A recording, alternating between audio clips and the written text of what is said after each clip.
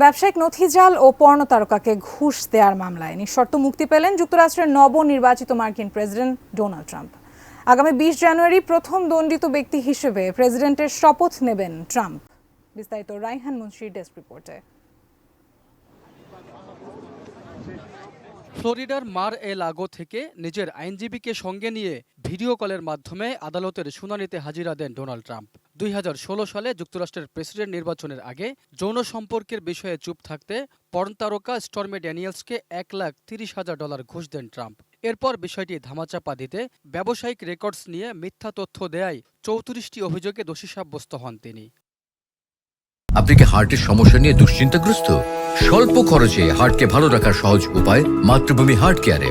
মামলার প্রায় 6 বছর পর অবশেষে 34টি অভিযোগের সবকটিতেই নিঃশর্ত মুক্তি দিয়ে রায় ঘোষণা করেন ম্যানহাটনের বিচারক জোয়ান এম মার্চান। ফলে জরিমানা বা কারাদণ্ড থেকে রেহাই পেলেন মার্কিন প্রেসিডেন্ট পদে নির্বাচিত ডোনাল্ড ট্রাম্প। তবে পর্ন তারকাকে ঘুষ দেওয়ার অভিযোগটি নথিভুক্ত থাকবে আদালতে।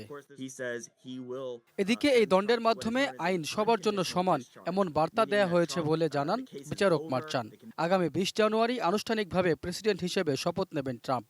তার আগে এই রায় ট্রাম্পের জন্য নিশ্চিতভাবে স্বস্তির বিষয় বলে মনে করছেন বিশ্লেষকরা। Raihan Munshi, desk report, ATN news.